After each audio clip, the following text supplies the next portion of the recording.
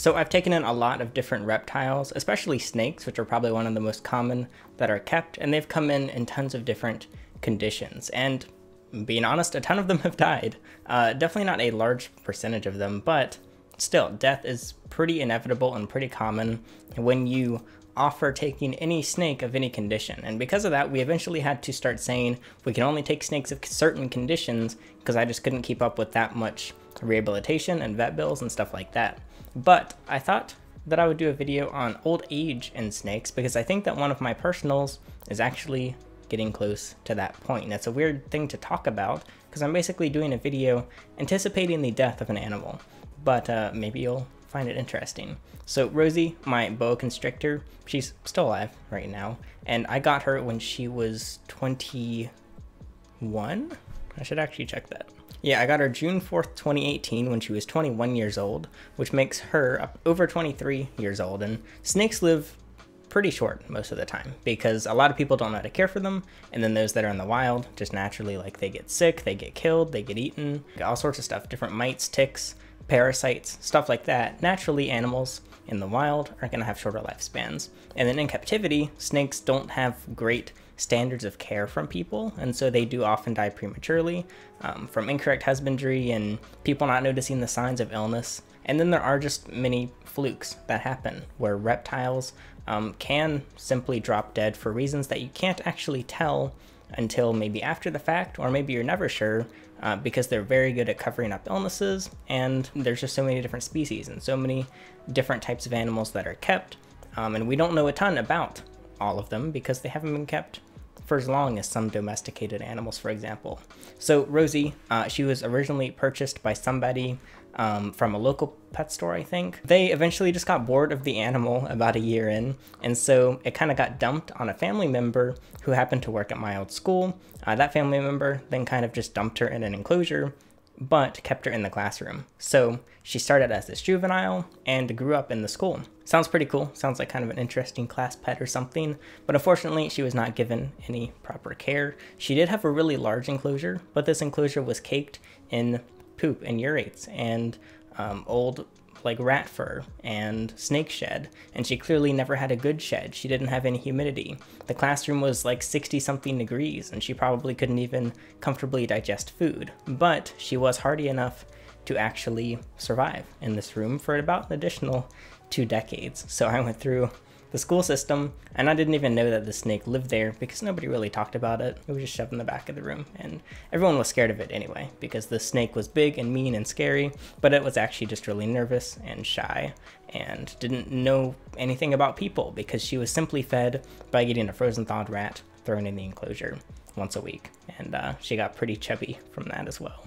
So I eventually dropped out of that high school. It sucked. I don't recommend that school. So basically they were tearing down one of the school buildings, but the enclosure was actually built inside the building, meaning that they couldn't fit it out of the building. And the only way of getting this enclosure out was through the windows, and they didn't feel like doing this. So instead they were going to call a vet in and euthanize her inside the enclosure. So she basically would have been raised for 20 years, never touched, never messed with, in the same enclosure, never moved, and then euthanized in that same enclosure because they didn't feel like dealing with her. So at the time I was still living at my parents' house, had no space, almost no budget, and all of a sudden, oh, of course it's my responsibility. Do you want the snake or do you want it to die? So the same day I went and picked her up. And from the very start she was very angry, very upset, and seemed very mean, but she was obviously just terrified because she was living longer than me without any human contact for the most part, and then all of a sudden she's thrown into a tub, thrown into a car, not thrown in, I carefully set her in the car, and then driven like 30 minutes to my house at the time. And she then lived in this tiny tub for a few weeks because I needed to just get the money to build an enclosure, then build that enclosure, and that's where she lived for the next 2 years up until now. So I am moving again, and so she is tubbed again, but she does have a slightly larger tub. But starting maybe 6 months ago or so, I've started noticing differences with Rosie. This was before I moved, so it was the same husbandry, same temperatures, same diet, same feeding schedule and everything, but she just started to act a little different. She was acting a little slower,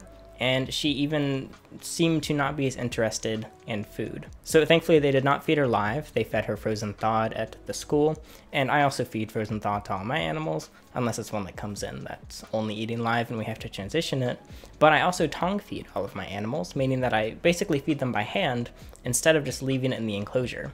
And it took maybe a few weeks, maybe I think it was like a month or so, to get Rosie to eat from tongs, and eventually she did start doing so, and she did that for a few months. But a few years I mean, but a few months ago she actually stopped tong feeding, and she completely refused food, which I thought was bizarre. So I just left it in her enclosure overnight and it was gone the next day. So she actually reverted to eating when I only leave the mouse in her enclosure, or the rat, because she gets large, basically jumbo rats. And most recently, I did feed her recently, so I'm not handling her in this video. So I did actually get to see her eat, because I came in right as she was starting to swallow the food, and she just had a bit of trouble. She did it very slowly, she was very low energy, and it took her a very long time to just even figure it out.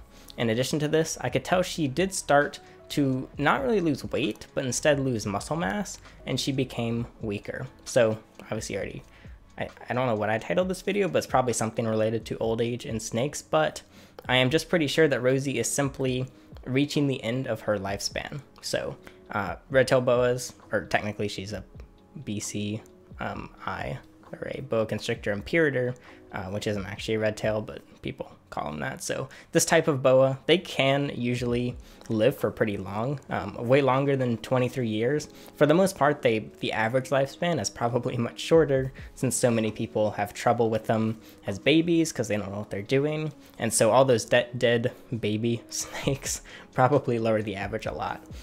But there's basically a big range of how long they live, and for the most part, it's just all over the place. And so Rosie, if she was raised properly from a baby, I'm sure she would live way longer than to her mid-20s. But honestly, I'm impressed that she's lived this long at all. When I got her, I had no idea how much time would be left. And yeah, I mean, just like how everyone was very impressed that she even survived in the first place in that previous enclosure, which shows just how ridiculously hardy of animals they are, which is kind of unfortunate in a way, because maybe she would have been better off just dying early and not dealing with the next few decades. But at least she's gotten the last few years to hang out and maybe be a little less upset. So regardless of that, like I said, she's just been in the what I would consider proper care for 2 years, but it might just be simply to the point where she is slowly shutting down, because it's hard to find information on old age in snakes. So basically the only info I can find online is just random forums of what people are saying, and it sounds like it's pretty similar to humans and other animals, and that's lower energy, less interested in food, losing muscle mass, and overall just being more lethargic. It would be different if I was noticing other symptoms, like maybe she has a respiratory infection, like bubbling in her nose or something. You can see if she has an external parasite like mites or ticks, and just things like that. You can pick all those up, but there's nothing that I've ever seen on any other snake that she has that I can relate to her health slowly deteriorating, and that's why I'm very confident that it is simply her getting old. And it's really weird to think about, because I never did think about snakes getting old. Like, obviously they all die eventually, but in my case, I always just end up with these sick ones that are likely going to die anyway, or I rehome them before I even see them grow up all the way, because I don't keep most of them permanently, because I take in and then rehome them and stuff. So Rosie might actually be the first one that I see die from old age, and seeing this happen in person is kind of interesting. So that's why I'm sharing it. So yeah, if you've had an experience with that, I'm definitely interested to hear it. And in a way, this is kind of a Rosie update. And I'll continue to try and improve her quality of life and just kind of keep an eye on it. So it's been a few months. She's had lower energy, she moves a lot more slowly, but she does still move, and she can still get to her hotspot and away to her cool area, and she can still eat. She just has a lot more trouble, and it takes her a lot longer. She doesn't seem to be in pain or anything. She just simply seems to be slower and weaker and more difficult to hold, which is also another reason I'm not holding her as much. I'm just kind of letting her hang out, do her thing, relax. She also sleeps a lot more, because she used to kind of casually explore her enclosure, but she does tend to just kind of sleep. And when she is sleeping, I have thought that she was dead a few times because she kind of just lets her body sag more and her head is just more limp compared to kind of keeping it in a steady place when sleeping and sitting down. So it's just kind of interesting. When it comes to like bowel movements and stuff, she has been passing everything normally. Everything looks normal there.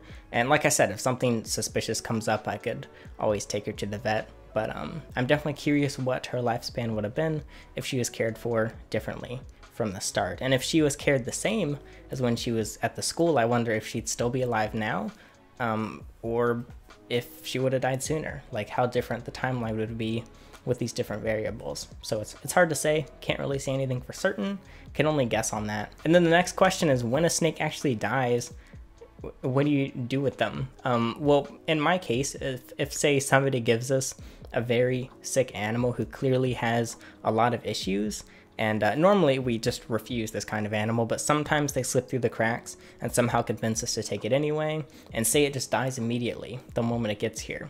There are a handful of options. One, you can just dispose of it as a biohazard item, which obviously that's not like very respectful to the body of the animal, and whether the amount of respect you care about giving to that can obviously vary on what you actually do to them. So in my case, when I know an animal died from something that was not anything internal or disease based, oftentimes I just find a legal, safe area outside to place them, because it's almost just a way for them to decompose, which might sound unfortunate, but it does end up going to feeding and helping out another part of the ecosystem. But the thing is, I definitely do not want to introduce anything that could potentially harm a local or natural ecosystem. So saying I think in certain animal as parasites that came from somewhere else, I would definitely not do this. And I don't think that you should feel guilty for simply disposing of an animal just because it was an animal, because if you ask me, it's just a body. It doesn't actually mean anything once it's dead. However, there are definitely other options, and places that cremate animals, like other pet cremations, like dog cremation and stuff, they can do snakes and other stuff. So you can always do this as well. It's going to be a very small amount of ashes because it's just a skeleton, and a very small reptile skeleton, but that is also an option for you. I don't think you can really embalm a reptile. I'm guessing that's not really an option, but other than that, yeah, you can get it cremated, you can dispose of it, you can put it outside, or you could bury it if you feel comfortable with that. You have the place to do it comfortably and legally, and if it doesn't have anything that can be contracted to other animals. But if you bury it, obviously it'll only be eaten by earthworms and maybe some maggots or whatever can get to it under the ground. But of course that could still spread things as well. So it's just kind of a planning ahead sort of thing that you can think about there. So with Rosie, I don't actually specifically have a plan yet, and I do think that she could have any indeterminate amount of time. Maybe she'll completely recover and she's actually just in a slump. Maybe she is actually sick and I'll need to get her checked out and do something from there. Or maybe she is really just getting old, and who knows if she'll die in a couple weeks, a couple months, or a couple years. It's just a matter of watching her quality of life and see where she goes from here. So I have a ton of generally unpopular opinions on veterinarians, but I definitely think that they have and can be a useful resource. So if you are concerned about your animal being close to death and you don't know much about the signs or symptoms or anything, it definitely wouldn't hurt to go, other than it may hurt your wallet depending on what they get you to do. And just be very careful with when it comes to the types of medications they give, because oftentimes reptiles are very over medicated and are given the incorrect antibiotics, in my opinion. So with Rosie, I don't think she needs to be on any antibiotics for anything. I don't have too much else to say in this video. Just wanted to talk about the topic, kind of bring it up, open a little discussion, as people say, and you can feel free to comment about it below. Your experiences with old age and animals, death in general, whatever you want. Interesting topic to me, and it may be my first time experiencing it with a reptile. So yeah, that'll be it for this video. I'm Alex, and thanks for watching.